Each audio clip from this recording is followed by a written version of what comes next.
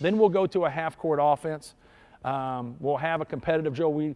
Right here I show where we're going to have 4 competitive drills. Sometimes we do have 4, sometimes we only have 2, but I think that really makes your guys instill some discipline, but also some competitiveness to want to win at all times. You don't want guys that go hard in a competitive drill than not go hard here, but there's got to be some teaching. There's got to be some parts that you stop and you teach. This is one of them sometimes. Other times we do it competitive, but we really work on our motion offense or our sets or whatever we're running, and then the details of it.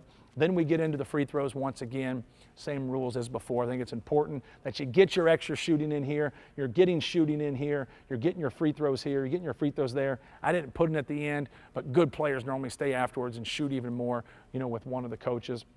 Then we finish with half-court defense. Seems like at the end of every game, what do you got to do? Everybody's in their backyard dribbling around, taking a shot, 3, 2, 1. They want to hit that shot. But when it comes down to it at the end of the game, you get stops. Defensive teams are winning teams. They get stops. Very important. While we're fatigued, we're concentrating, and mentally we understand we can't foul. We got to be solid. We got to stick with our rules. You're going to have defensive rules on your team. Do you stick with them at the end of the game when there's fatigue, when you're tired, when the other team's trying to score on you? So we do different drills here.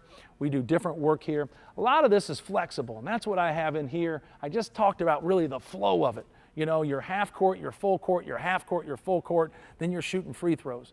You mix it up. Obviously, we're not married to this.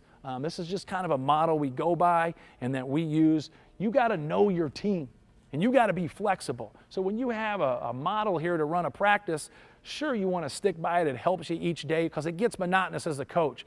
What can I do today? What can I do to help them? You can use this model to kind of help you. Now you can branch off. I talked about in defensive breakdown. There's 20 to 30 things we could do right there.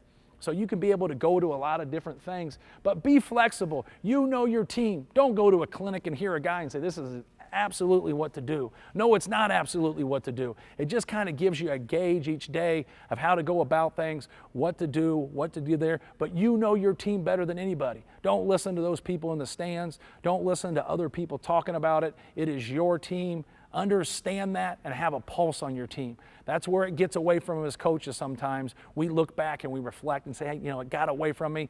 I wasn't seeing these things. You got to be around them. You got to be close to them. You got to know what's going on because that's very important. That flexibility and knowing your team, because there could be a day you just scrap a lot of it and say, you know what, we just need to shoot today.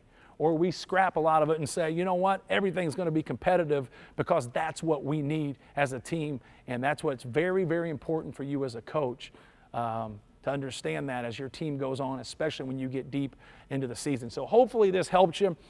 Just kind of have a model how to run a practice. This is what we do. You steal a lot from different coaches and the formats and different things. But once again, I think this really can help you as you start the season and kind of break down what you want to do to be successful with that particular team.